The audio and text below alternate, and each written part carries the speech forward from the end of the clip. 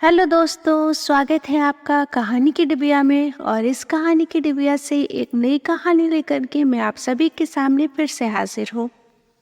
आज की कहानी है ममता नाम की एक लड़की की, जिसके पिता ने उसकी शादी बनारस के एक भरे पूरे परिवार में की।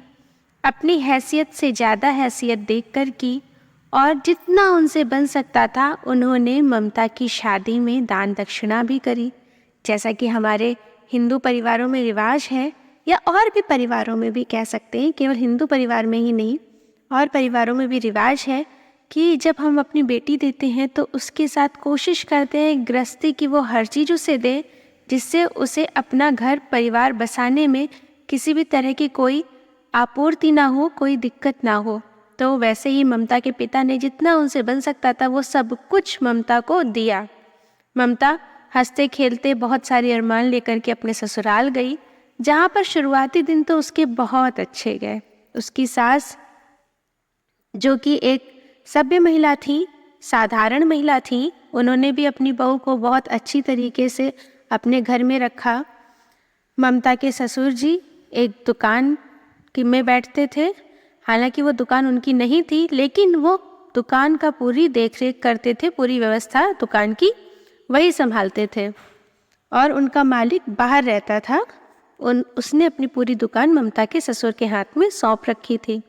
ममता के पति की एक प्राइवेट नौकरी थी। वो रोज सवेरे 9 बजे घर से निकलते थे और शाम को 8 बजे घर आते थे। ममता ने भी इस चीज़ को स्वीकार कर लिया था, क्योंकि हमारे हर परिवार में ज़्यादातर परिवार ऐसे ही हैं जहाँ पर लोग प्राइवेट जॉब में हैं या उनका अपना कोई व्यवसाय है। इसी से ही लोगों की आजीविका चलती है। तो ममता भी अपने नए परिवार में हिल मिल गई थी और अपनी जिंदगी को अच्छे से निर्वाह कर रही थी। लेकिन क्या होता है कि जब हमारे परिवार में कोई नई बहू आती है तो लोगों को उससे बड़ी उम्मीदें होती हैं। वो ये नहीं समझते हैं कि उसकी उम्र क्या है या उसकी समझ कितनी है, बस लोगों को उससे उम्मीदें बढ़ती चली जाती हैं। ममता के साथ भी कुछ ऐसा ही हुआ।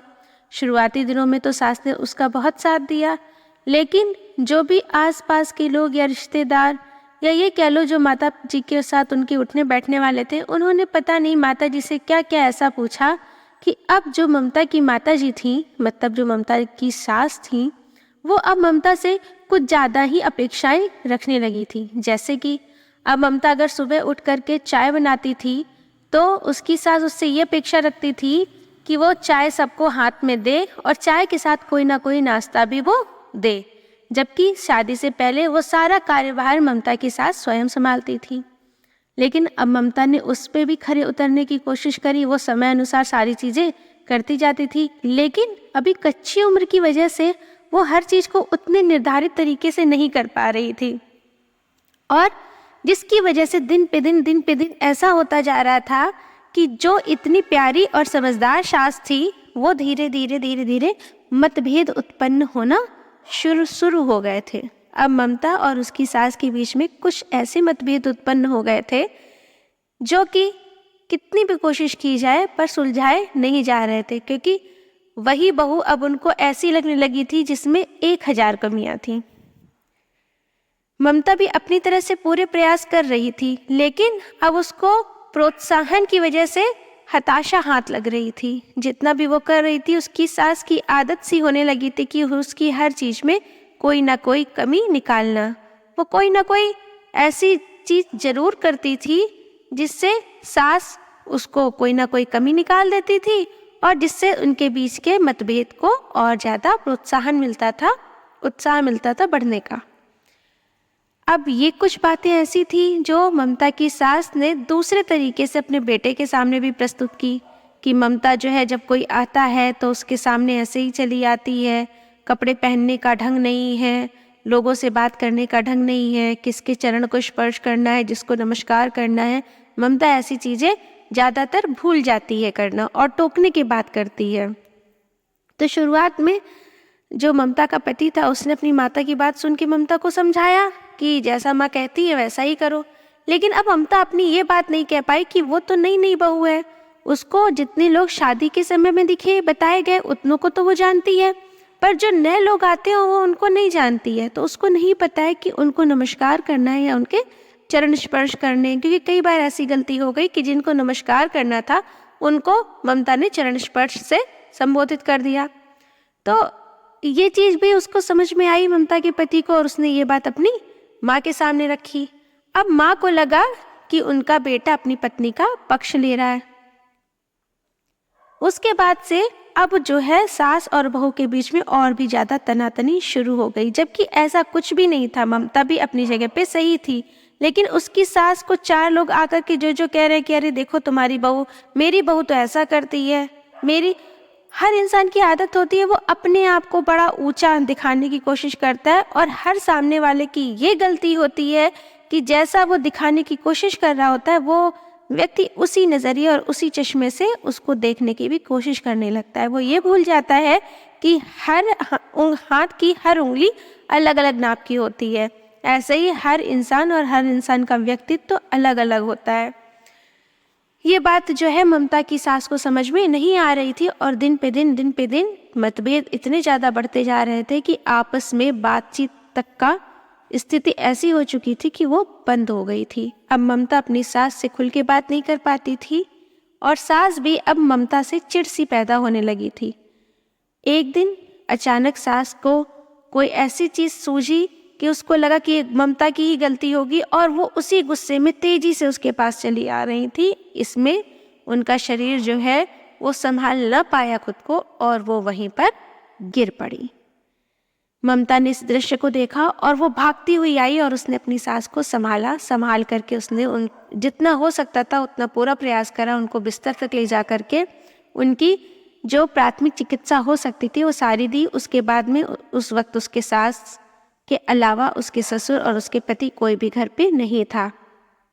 तो उसने तुरंत ही सबको फ़ोन किया, बुलाया, और चिकित्सक को भी तुरंत ही उसने फ़ोन करके बुलाया।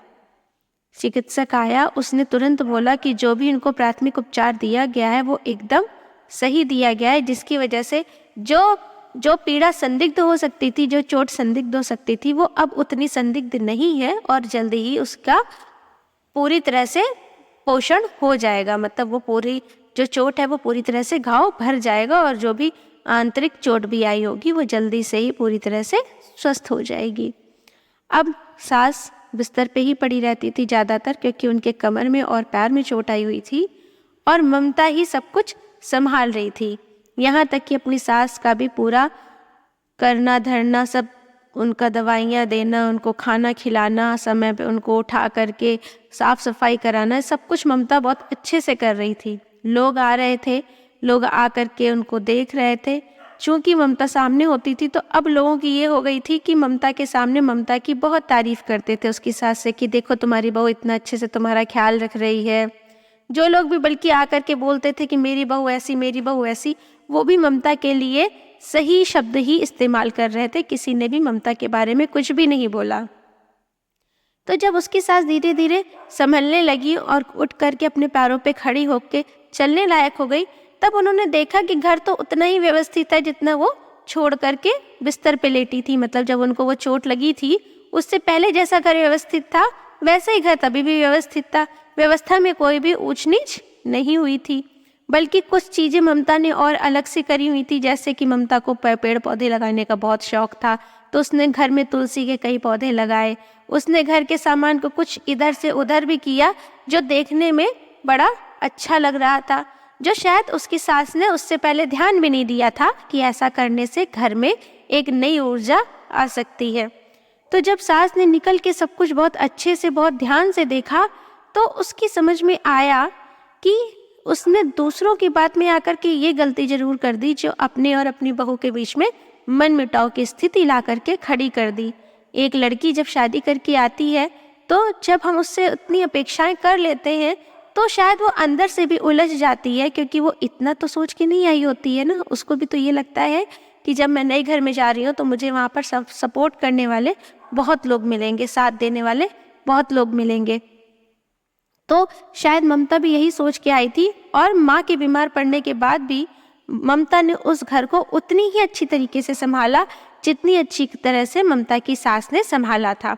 तो अब ये ममता की सास को बहुत अच्छे से समझ में आ गया था कि उन्होंने ही शायद ममता से कुछ ज़्यादा अपेक्षाएं कर ली थी और शायद वो दूसरों की बातों में कुछ ज़्यादा ही आ गई थी कि उनकी बहू कैसी है। उन्होंने अपनी बहू और उनके बहू के बीच में आपस में तुलना करना शुरू कर दिया था और किसी की भी तुलना किसी के साथ भी नहीं की जा सकती है। सब अपने अपने व्यक्तित्व और स्वभाव से पूर्ण होते हैं। ये बात अलग है कि दूसरे के व्यक्तित्व में अपने स्थान को पूरी तरह से सुसज्जित कर पाना हर इंसान के बस की बात नहीं होती और जो वो कर लेता है वो अपने आप में एक रिश्तों को पूरी तरह से निभाता है।